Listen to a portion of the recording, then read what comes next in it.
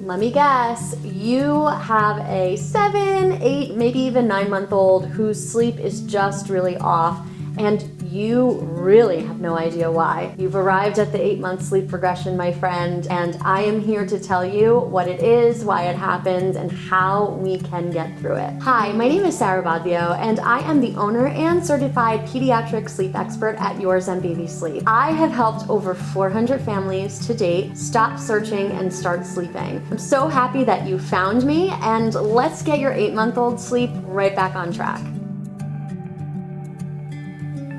What is the 8-month sleep regression? Oh my goodness. So this is a period of time when a baby is around 8 months old. So again, it may happen a little earlier and a little bit later than the 8-month mark, but regardless, around 8 months old, our babies are going through a lot of major development. And when our babies develop, it just means that it could affect their sleep. So they are really trying to gain a new skill, being very aware of their environment. Maybe they're learning to efficiently crawl. Maybe they're even pulling to stand at this point. You might be seeing more babbling too. And all of these things do affect sleep because their brain is so turned on. You might also see that they're practicing these new skills in their crib. So this might also be interfering with them taking long naps, or even they're waking up in the middle of the night to practice the skill of sitting or standing, which definitely is no fun to go through, but it is not something that we cannot resolve. Why do we experience the 8-month sleep regression? For reasons other than the ones just stated that are developmental. Because sleep evolves and changes. So for our little ones who are 8 months old, they are able to stay awake for longer stretches of time. They also don't need as much daytime sleep. So therefore, it's going to change their nap schedule,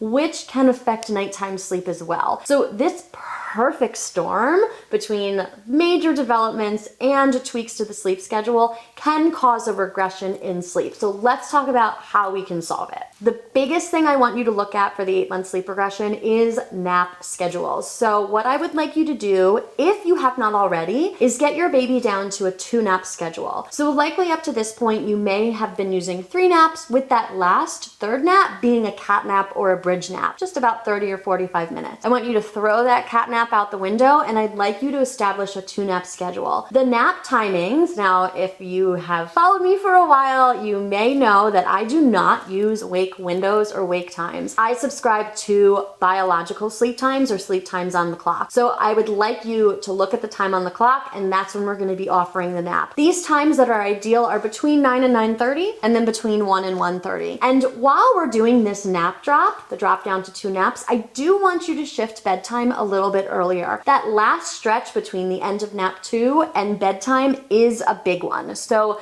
let's bring bedtime down to maybe even 6:30 while we're trying to make this adjustment, so that we can close the gap between the end of the nap and bedtime, so they are not overtired when they do go to sleep at bedtime. Once you've moved to the new nap schedule, it should take about a week or 2 for your baby's body to adjust to having 2 naps. And after about a week or 2 of that adjustment and all of these other developmental leaps that they are going through, you should see a big improvement in their overnight sleep. If you are not, and they were not sleeping through the night already before you entered into the 8-month sleep regression, this is a really great time for you to consider practicing independent sleep habits with your child. So every child comes into sleeping through the night in their own time. It doesn't always happen at the same age. But if we are not sleeping through the night by the time you hit the 8-month sleep regression, this is a really great developmental age to say, all right, you are ready. You are capable of making it from 7 p.m., let's say, to 6 a.m. straight without a waking that needs tending to. And to do this, you would practice a sleep training method that is comfortable with your family, that aligns with your parenting philosophy. If you are interested in finding out more information about some popular sleep training methods that I love to use with my families, check out my YouTube videos on the chair method and timed checks. And if you're still struggling with sleep beyond the 8-month sleep regression, feel free to head over to my website so that you can learn more about my one-on-one sleep support services and how I help families